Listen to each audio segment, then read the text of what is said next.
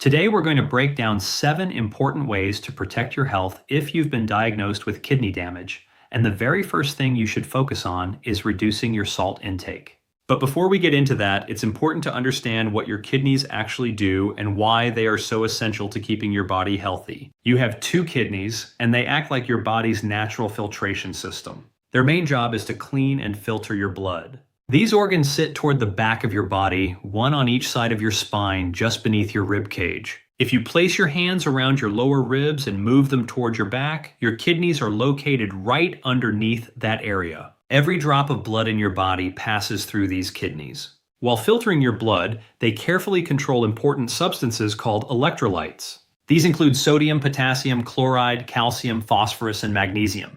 You've probably seen these listed on blood test reports from your doctor, but most people don't realize how critical they really are. Your cells depend on these minerals to function correctly. Your heart, brain, muscles, and nerves all need the right balance of electrolytes to keep you alive and functioning normally. One of the kidney's biggest responsibilities is making sure these levels stay balanced every second of the day. Your kidneys also help your body hold on to protein. Protein is incredibly important because it helps maintain muscle strength, repair tissues, and support many systems throughout the body. When you eat protein, your body breaks it down into amino acids and uses them to build and repair cells and muscles. But protein does another important job inside your bloodstream. It helps keep fluid inside your blood vessels. When protein levels are too low, fluid starts leaking out of the blood vessels and into surrounding tissues. That's one reason some people develop swollen legs, ankles, or feet. You may have seen severe swelling where pressing on the skin leaves a dent behind. Sometimes this can happen because damaged kidneys are allowing too much protein to escape into the urine instead of keeping it in the bloodstream where it belongs. Normally, healthy kidneys hold on to protein while filtering out waste and excess liquid into urine. If protein starts leaking into the urine can even appear foamy or frothy. That's often a warning sign that the kidney's filtering system is being damaged. Inside each kidney are tiny filtering units called glomeruli. Think of them like microscopic strainers connected to small blood vessels. Each kidney contains around 500,000 of these tiny filters, meaning your body has about 1 million working together at all times. As blood flows into these filters, about 20% of the liquid portion gets separated out and eventually becomes urine. The remaining blood cells, proteins, and most essential substances stay in circulation and return back into the body. This process happens continuously every minute of every day, whether you're awake or asleep. The filtered liquid travels down into your bladder where it collects as urine. When the bladder fills and stretches, you feel the urge to urinate. Meanwhile, your kidneys continue filtering nonstop around the clock. Because your kidneys are responsible for balancing fluids, electrolytes, and proteins, damage to them can affect your entire body. One of the most common causes of kidney damage is high blood pressure. Many people know hypertension can harm the heart and brain, but it also damages the delicate blood vessels inside the kidneys. Since the kidneys rely on tiny blood vessels to filter blood, prolonged high pressure slowly wears them down. Type 2 diabetes is another major cause of kidney disease.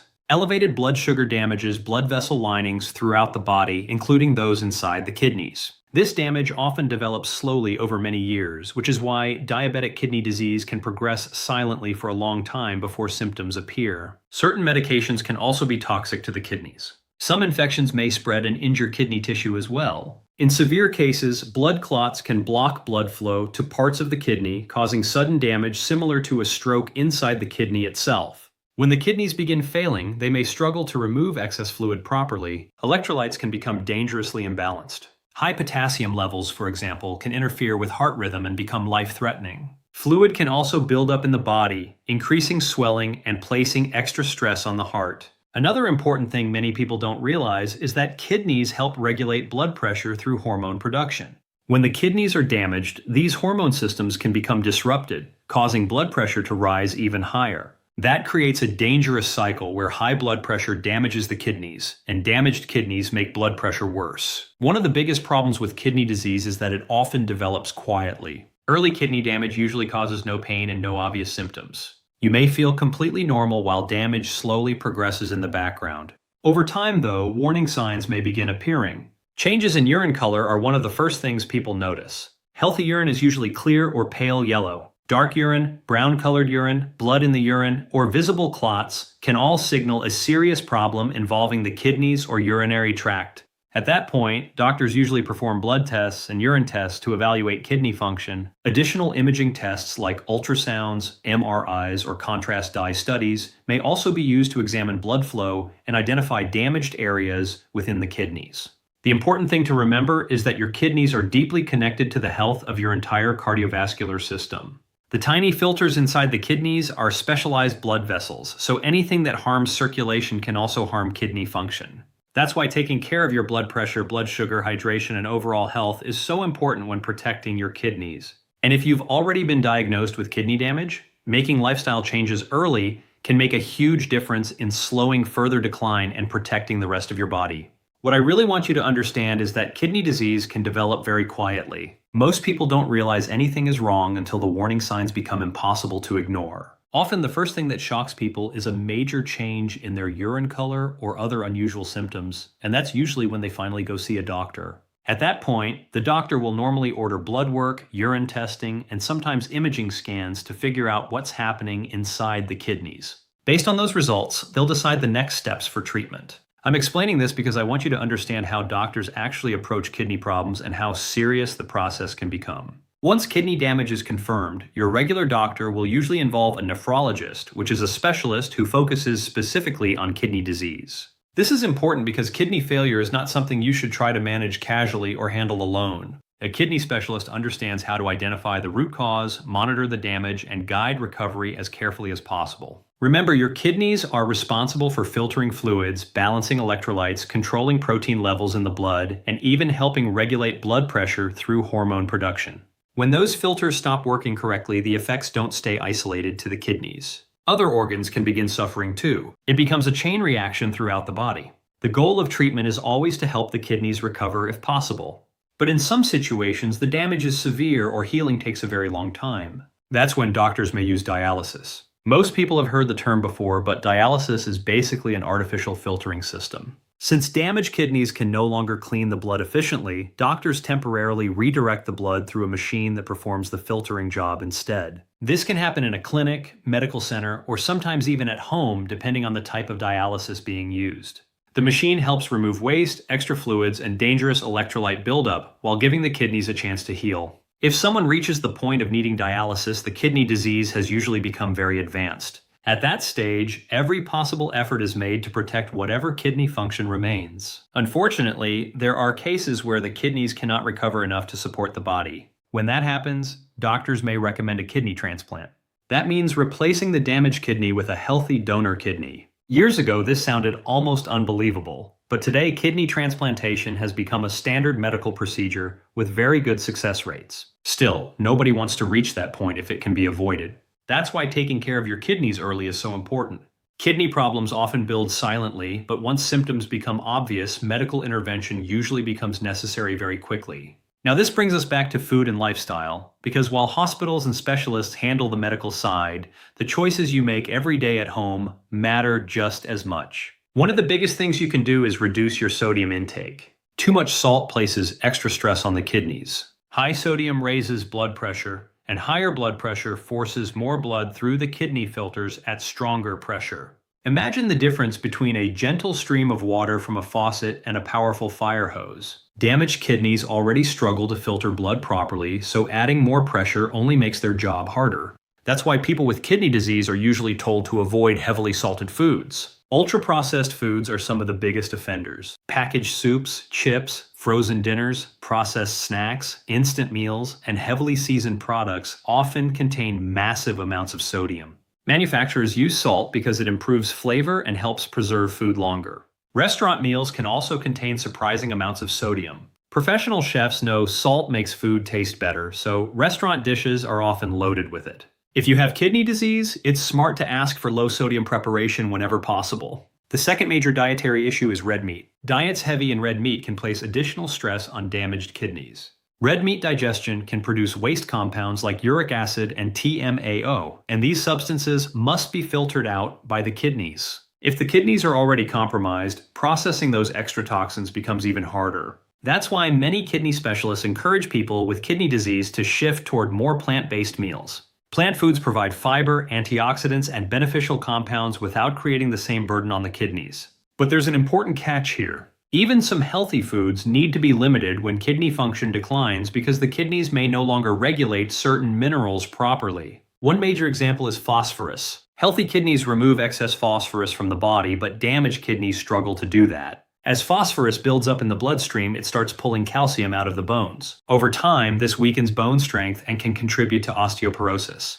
Even worse, calcium and phosphorus can combine and form deposits inside blood vessels. Those hardened deposits can increase the risk of heart attacks and circulation problems. In some cases, these mineral deposits can even affect the eyes and vision. Foods high in phosphorus include processed foods, dark sodas, fast food, packaged baked goods, dairy products, pork, poultry, pumpkin seeds, sunflower seeds, and certain nuts like Brazil nuts. Many of these foods are normally healthy in other situations, but kidney disease changes the equation completely. Oxalates are another concern. These are natural compounds found in certain foods that can contribute to kidney inflammation and kidney stones, especially when kidney function is already compromised. Kidney stones can cause some of the most severe pain imaginable. Foods high in oxalates include spinach, beets, beet greens, Swiss chard, almonds, potatoes, navy beans, and dark chocolate.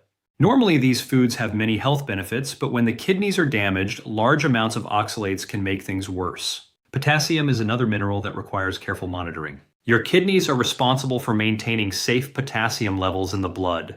Potassium is essential for normal heart rhythm, but both low and high potassium levels can become dangerous. When potassium becomes too high, it can interfere with the electrical system of the heart and potentially trigger life-threatening rhythm problems. That's why people with kidney disease often need to monitor foods naturally high in potassium. And here's the frustrating part. Many potassium-rich foods are usually considered extremely healthy. Avocados are a perfect example.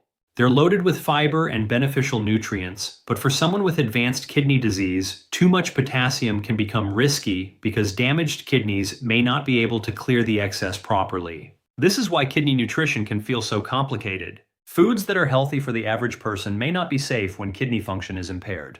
The goal is not simply eating healthy, but eating in a way that reduces stress on the kidneys and gives them the best chance to recover or stabilize. Unfortunately, bananas are another food you need to be careful with because they contain a lot of potassium. The same goes for dried fruits. When fruit is dried, all the nutrients become concentrated into a much smaller amount, including the potassium. So instead of eating one piece of fruit, you could end up consuming the equivalent of several servings in just a handful. For someone with kidney damage, that can overload the body with potassium very quickly. Potatoes and sweet potatoes are also high in potassium, and even tomatoes can become a problem despite being otherwise healthy foods. Citrus juices are another big one, especially orange juice. Think about it. A large glass of orange juice may contain the potassium from 6 to 8 oranges. Most people would never sit down and eat 8 oranges at once, but drinking that much juice takes only a minute. That creates a heavy potassium load your kidneys now have to manage. And this matters because potassium directly affects the electrical system of the heart.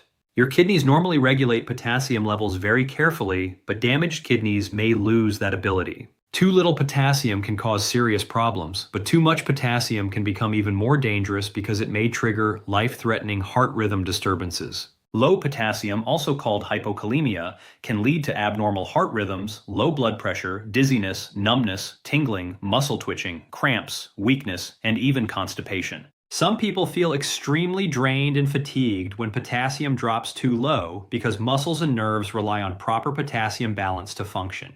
On the other hand, high potassium, known as hyperkalemia, can be a medical emergency. Symptoms may include heart palpitations, chest discomfort, shortness of breath, nausea, vomiting, and dangerous, irregular heartbeats. In severe cases, it can trigger ventricular fibrillation, which is potentially fatal if not treated immediately. That's why doctors monitor electrolytes so closely in anyone with kidney disease. Foods especially high in potassium include bananas, avocados, spinach, watermelon, potatoes, sweet potatoes, dried fruits, tomato products, white beans, and certain juices. Interestingly, a serving of white beans can contain even more potassium than a banana. Again, many of these foods are normally considered healthy, but kidney disease changes what the body can safely process. And I want to emphasize something important here. Cutting back on these foods is usually meant to be temporary while the kidneys recover or stabilize. These foods contain fiber, antioxidants, polyphenols, and many beneficial nutrients. The goal is not to fear healthy foods forever, but to reduce extra stress on damaged kidneys during a vulnerable period. Kidney disease is serious because those filters are essential for survival. You want to avoid ending up in situations where dialysis or transplant becomes necessary if there's any chance of helping the kidneys heal first. Now let's talk more about diabetes because it's one of the leading causes of kidney disease. In fact, diabetic kidney disease has its own medical term, diabetic nephropathy. Nephro refers to the kidney and pathy means disease. With diabetic nephropathy, the kidney filters begin breaking down. Instead of keeping protein inside the bloodstream where it belongs, the damaged filters allow protein to leak into the urine. This condition is called proteinuria. One of the signs of protein in the urine is excessive foaming or bubbling after urination. That happens because protein creates froth when it mixes with water. The problem is that losing protein from the blood changes fluid balance throughout the body. Normally, protein helps keep fluid inside blood vessels. But when protein levels fall, fluid starts leaking into surrounding tissues. That's why swelling often develops in the ankles, feet, and legs. Pressing on the swollen area may even leave a visible dent behind. But fluid buildup becomes far more dangerous when it happens in the lungs. The lungs are filled with tiny blood vessels that exchange oxygen and carbon dioxide. When fluid leaks into the air sacs of the lungs, breathing becomes much harder. This condition is called pulmonary edema, and it can become life-threatening. Protein leakage from kidney disease also increases the risk of cardiovascular complications. This is one more reason why controlling blood sugar is so important. Elevated blood sugar slowly damages blood vessels and kidney filters over time, eventually leading to diabetic nephropathy if it's left unmanaged. The good news is there are practical ways to lower your risk and support healthier metabolism. First, avoid overeating. Constantly overloading the body with excess calories and sugar strains your metabolism and raises blood sugar levels. You don't need to finish every bite on your plate or go back for seconds simply out of habit. Second, avoid late-night snacking. Eating right before bed keeps insulin elevated longer and interferes with the body's ability to burn stored fat while you sleep. During sleep, your body naturally enters a fasting state, and that overnight fasting period helps improve blood sugar control and metabolic health. One simple habit is to finish dinner, clear the dishes away, and stop eating for the rest of the night. That small routine can make a surprisingly big difference over time. You can also extend that overnight fasting period occasionally by skipping breakfast a couple times per week if it works safely for you. Intermittent fasting can help improve insulin sensitivity, reduce excess body fat, and support healthier blood sugar regulation. Another major step is eliminating ultra-processed foods. These products are often loaded with additives, sodium, sugars, preservatives, and unhealthy ingredients that can damage the gut microbiome and worsen insulin resistance. Instead, increase your intake of dietary fiber. Fiber feeds beneficial gut bacteria, lowers inflammation, improves metabolism, and helps the body regulate blood sugar more effectively. Exercise matters too. Even if you're not able to do intense workouts, simple movement helps enormously. Walking for 30 minutes after dinner is one of the easiest ways to support circulation, reduce inflammation, and improve metabolic health. And finally, stay hydrated. Many people simply do not drink enough water. Healthy urine should usually appear clear or very light yellow. Dark yellow or orange-colored urine is often a sign you're dehydrated. Your kidneys need water to function properly. Think of hydration as helping flush and support the filters. If you're dehydrated, kidney function becomes even more strained. People with diabetic kidney disease may become dehydrated more easily because protein loss pulls extra fluid out of the bloodstream. That's another reason hydration becomes so important.